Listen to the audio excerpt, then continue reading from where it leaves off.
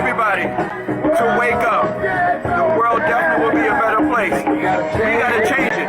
Yes, you and me. It's definitely a humbling experience to be present in DC for something so important. Trish Rowe from the Wakefield section was joined by her son Marc in a historic bus trip to the nation's capital for the 57th annual March on Washington. We were all there for the same mission, seeking the same cause and, fighting for the same justice and change that our world needs. With coronavirus still a threat to the health and safety of Americans, they decided to take the trip anyway while closely observing the CDC's social distancing guidelines, all to take part in the NAACP's first virtual march on the National Mall, where in 1963, late civil rights leader Reverend Dr. Martin Luther King Jr.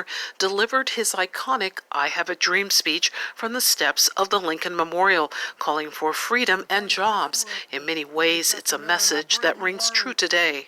The nerves were on high, but it was definitely a humbling experience to be present in DC for something so important. Back then, an estimated 250,000 people were gathered from around the country. This year, due to COVID-19, it was around 70,000 who arrived, all in the wake of the recent shootings, including that of Jacob Blake from Kenosha, Wisconsin, and the death of George Floyd, an African-American from Minneapolis, who died at the hands of a police officer whose knee was on his neck for an extended period of time, with both incidences caught on camera and sparking outrage. While too young to have lived through the civil rights movement of the 1960s, 13-year-old Marc Rowe was able to hear King Jr.'s granddaughter speak from the podium. MLK's granddaughter was talking. She was saying that there needs to be a change in the way police officers act and what they do and how that's wrong.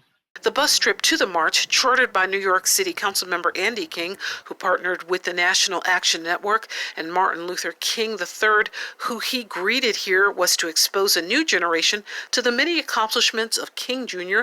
and the movement that sped the way for the passage of both the civil rights legislation of 1964 and the voting rights legislation of 65. I think our young people and even myself and the adults that were on this trip walked away with a clearer knowledge of yesterday, a better recommitment to serve, and energized to take on the gavel and knock down some walls and build up justice again. So this is something that Councilman King wants to do each year, connect Bronxites to American history. For BronxNet, this is Arlene Makoko.